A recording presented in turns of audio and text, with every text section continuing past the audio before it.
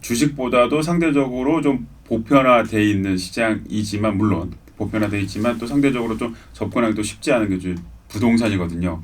부동산 공화국이라고 우리나라에서 평가도 했는데 마침 지금 정부가 부동산을 옥죄고 있는 타이밍이었어요. 그리고 그래서 이제 인천이나 군포나 다른 쪽에 이제 좀 풍전 효과가 나타나고 있는 그런 상황이었는데 지금의 이런 시장 흐름이 부동산에는 좀 어떻게 영향을 미칠까요?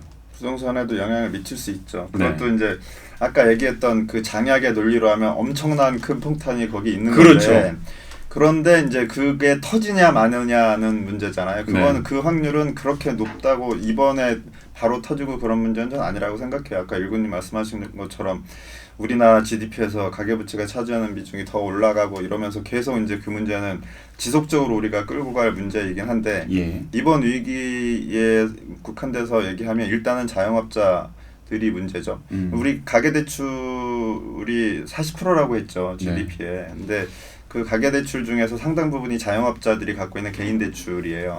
그 개인대출은 또 다 주택을 담보로 한 그러니까요. 주택담보대출로 이루어져 있거든요. 그리고 이제 상가 문제도 있잖아요, 그렇죠?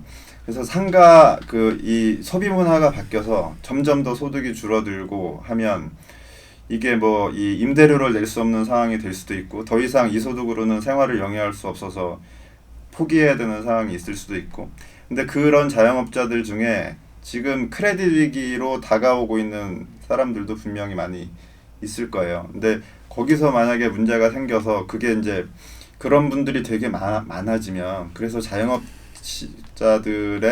어떤 크레딧이 붕괴되는 그런 상황으로 가게 되면 이거는 부동산 문제로도 부동산 문제로 가게 되겠죠. 네. 근데 어쨌든 그러면 부동산 문제로 가기 전에 일단 자영업이라는 고리 연결 이게 하나가 더 있는 상황이네요. 그러면. 저는 그렇게 봅니다. 자영업자들이 문제라고 봐요. 여기 대해서는 부동산이나 이쪽 자영업자에 대해서 일본님 어떻게 보실까요? 그러니까 그게 우리나라 경제의 가장 큰 취약점이에요. 가장 약점입니다. 그러니까 부동산 가격, 뭐 부동산을 부양을 하고 뭐 이러면서 사실 지난 20년 동안 우리나라 경제가 어떻게 활력을 찾다 보니까 이제 중간중간에 계속 부동산 부양만 해왔어요. 네.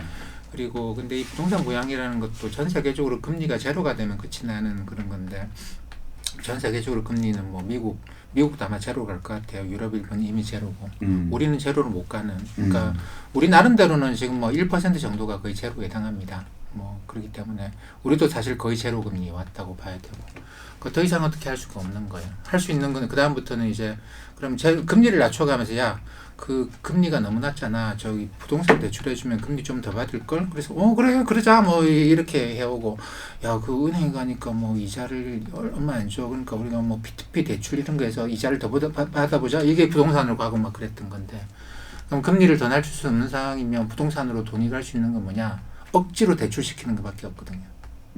부동산 대출해주라고 은행에 팔을 비틀고 그래가지고 대출을 시켜주는 방법밖에 없는 금리가 더 낮아지지도 못하는데 네. 근데 그렇게 할 이유는 없겠죠. 그죠? 이미 대출이 많아요. 이게 주식시장이라고 하는 게 우리 지금 현대와 같은 모양도 1602년부터 시작을 해요. 네덜란드 동인도에서 주식 발행하는 시작을 하니까 그때도 뭐 처음에 IPO 하는데 2,000명의 사람들이 몰려들고 막 난리가 나요. 그 사람들이 거래를 할 정도로 이거 오래된 거예요.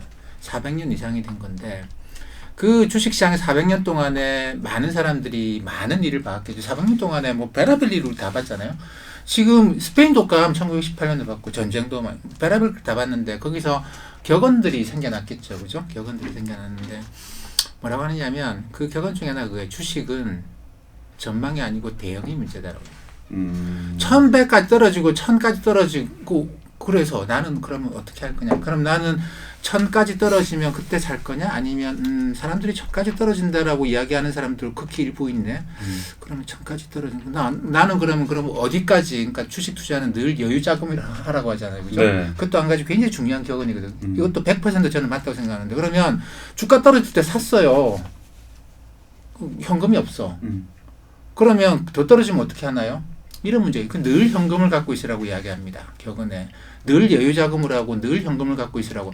그러면 나는 어떻게 하느냐 하면 1000까지 떨어진다고 전망을 하는 게 아니고 진짜 1000까지 떨어질 수 있나? 그러면 그러면 어차피 좀 전에 말씀드렸던 강아지는 주인 앞에 갈 수밖에 없어요.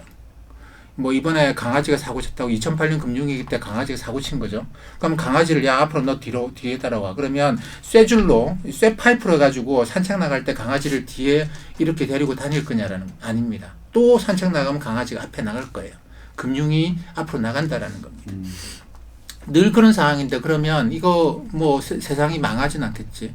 지금까지 수천 년 동안 안 망했는데 이번에 망하겠어?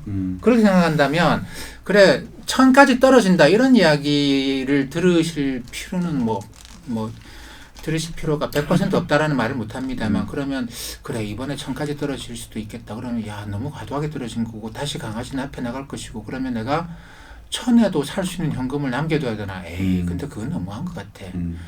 그래도 1000까지도 나 현금은 있어야 되겠지. 뭐 그러면 그까지 너무한 것 같고 나 1500, 1600, 1700 이 정도만 한번 사볼까? 근데 그때 몰빵을 때리는 거는 좀 부담스럽겠지. 그러다 떨어지면 잠 못 잘 거잖아. 네. 이런 식으로 네. 대응의 영역이에요. 네. 떨어진다 안 떨어진다 이거는 우리가 야만의 세계로 돌아가면 우리가 이제 뭐 모든 사람들이 서로 간에 적이 되게 되면 주가지수는 0 되겠죠. 근데 그거를 어떻게 우리가 예측할 수 있겠느냐라는 겁니다. 자연과학은 답이 있어요. 왜냐하면 걔들은 늘 그렇게 다닐 거기 때문에 전자는 이렇게 움직일 거고 행성들은 이렇게 움직일 거고 늘 그렇기 때문에 우리는 이렇게 하면 돼요. 그러니까 마치 어릴 때 우리 전자업실 가면 그렇잖아요. 50원 넣고 하루 종일 하는 애들 있거든요. 기계가 어떻게 움직이는지, 그러니까 이 자연이 어떻게 움직이는지 규칙을 갖고 움직이는 것에 허점을 치고 들어가면 할 수 있다라는. 근데 인간 세상은 그게 아닙니다. 인간 세상은 계속 바뀌어요. 인구 구조도 계속 바뀌고 나이가 들어가기 때문에 사람들 생각도 바뀌고 그리고 정부가 이렇게 행동하면 저쪽이 저렇게 나와요. 사실 금리를 낮추고 재정을 쓰면서 정부가 부동산 가격이 이렇게 올라가길 원했겠습니까? 그렇게 해서 그렇게 했겠어요? 사람들이 그렇게 간 거죠. 이거는 금리 인하에 어마어마한 부작용이 나타난 거거든요. 근데 어떻게 손을 쓰시면 사람들 다 글로 가버리는 거 방법이 없는 거죠. 그러니까 아무리 경제 정책을 잘 잡았죠. 사람들이 부동산만 집값만 끌어올리고 있는데 그래서 전부 다 돈 가지고 집만 계속 지어요. 새 집만. 지금 살 수 있는 집도 헐고 새로운 집을 계속 짓습니다. 그 돈이 다 어디 갔나? 그 집에 그 벽돌이나 콘크리트가 전부 다 그게 아직도 돌로 보이고 아직도 흙으로 보이면 안 되죠. 그거 다 돈입니다. 다 돈으로 한 그 많은 돈이 다 거기 들어가 있는 거예요. 새로 지은 아파트 보면 전부 다 그런 것이죠. 그래서 어떻게 합니까? 경제를 좀 어떻게 좋아지게 해보려고 재정정책 쓰고 통화정책 써봤자 사람들은 전부 다 그 돈을 집으로 만들어 놓고 있는데 대책이 없어요. 지금 이제 계속 저희가 계속 그 제갈량 시리즈를 하면서 계속 저가 느꼈던 건 좀 결국 경제는 심리였던 것 같고 또 그게 실질적으로 나타났던 게 신용. 그리고 지금 그 신용과 심리를 좀 직접적으로 타격했던 게 눈에 보이지 않는 바이러스가 사람이 실질적으로 아파서 눕고 병원에 가고 전염이 퍼지고 전염병에 대한 확진자 숫자가 늘어나니까 그 심리를 직접적으로 타격해서 경제가 지금 위축위축 흔들리는 그런 분위기인 것 같아요. 빨리 좀 이 상황이 어쨌든 잘 마무리됐으면 좋겠습니다.